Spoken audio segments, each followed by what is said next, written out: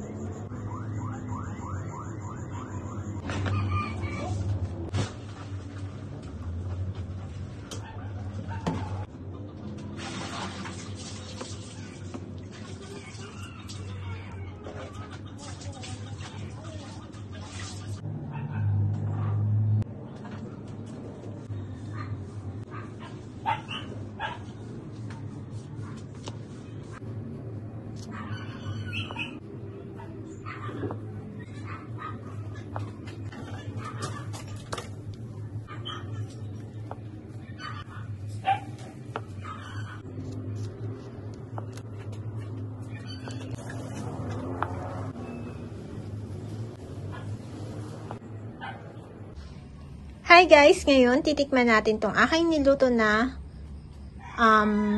chocolate cake na may cookies and cream, pudding, and then may pandan flavor. Yung apang 3 layer. Tikman po natin. Ito po ay nakapag-slice na tayo. Kuha tayo ng isang slice lang. Ayan. Ito siya guys, tingnan nyo. Diba? Yung meron siya yung pang second, third layer, yung pandan niya is light yung kulay, tapos sinamahan ko siya ng dark na kulay green para maganda siyang tingnan. Tikman po natin.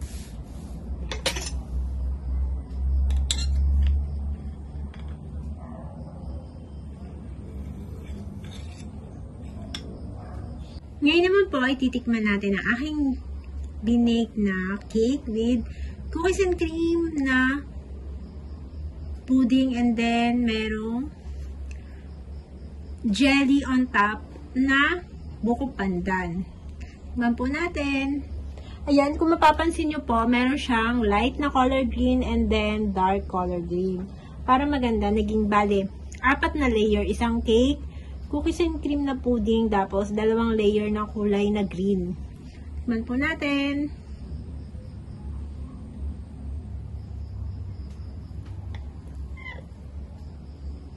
Ito po siya.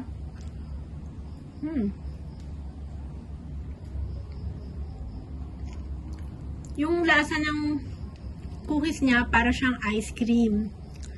Ice cream slash pudding. And then, yung cake naman niya, smooth lang, parang malambot siya. Hindi siya masyadong dry. Ayan. Yung pandan flavor niya, masarap din. Ito. Lahat sila, nag-combine lahat yung mga flavor. Hindi siya nakakaumay. Pwede siyang pambenta. Ayan. At pwede din siyang pang negosyo. Hindi siya magsasawa kasi hindi siya masyado matamis. Para siyang ice cream cake na 3 flavor. Sarap siya.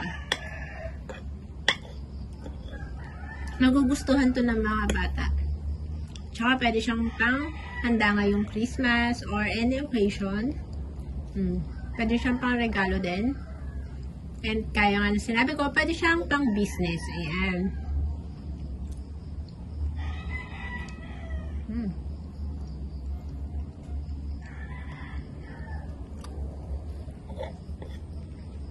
Thank you for watching. Please like, share, and subscribe. See you in my next vlog. Bye! Keep safe and God bless. Thank you!